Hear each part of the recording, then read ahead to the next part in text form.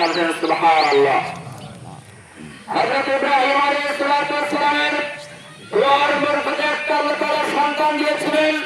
সন্তানের নাম রেখেছিলেন ইসমাঈল আলাইহিস সালাম। কিন্তু এই সন্তান আবার একটা পরীক্ষার সম্মুখীন হয়েছিল। একটা শিশু সন্তান জন্মগ্রহণ হলো। পিতার শেষ বয়সের দিকে, বৃদ্ধ বয়সের দিকে যে স্নেহ মমতা ভালোবাসা ইব্রাহিম আলাইহিস সালাম সন্তানের দিকে ঝুঁকে পড়েছিলেন, এত মমতা ভালোবাসার ঝুঁকে পড়ার পরে আল্লাহ রাব্বুল আলামিন তাকে আবার পরীক্ষা নিলেন। ইব্রাহিম আলাইহিস সালামের কাছে আবার হয়ে আসলো যে হে ইব্রাহিম, তুমি তোমার প্রিয় স্ত্রী বিবি হাজেরা এবং তোমার কলিজার টুকরা সন্তান ইসমাঈলকে সেই মক্কার মরুভূমিতে তুমি রেখে আসো।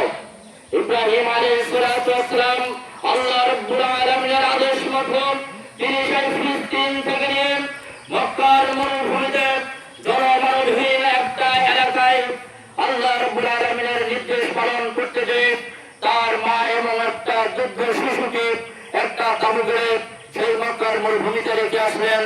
বিবি হাজেরা তিনি বুঝতে পারলেন না কেন তার স্বামী এই কাজগুলি করছে। বিবি হাজেরা যখন কিছু পানি, কিছু খেজুর, কিছু খুরমা, কিছু রেখে যখন তাঁবু গড়ে রেখে যখন ইব্রাহিম আলাইহিস সালাম ফিলিস্তিনের দিকে যখন রওনা দিলেন, বিবি হাজেরা জিজ্ঞাসা করলেন পিছন দিক থেকে, হে আমার প্রিয় স্বামী, আপনি এই মরুভূমিতে যেখানে জনমানবহীন একটা এলাকা, যেখানে কোনো গাছপালা নাই, যেখানে কোনো মানুষ নাই, পশু পাখি নাই, যেখানে কোনো পানির ব্যবস্থা নেই, খাবারের ব্যবস্থা নেই, আপনি কেন আমাদেরকে এখানে রেখে যাচ্ছেন? আমরা কি অপরাধ করেছি, কি অন্যায় করেছি, আপনি কি একটু বলবেন নাকি? ইব্রাহিম আলাইহিস সালাম তিনি কোনো কথা বলেন না, তিনি ফিলিস্তিনের দিকে রওনা দিলেন, হাঁটতে থাকলেন।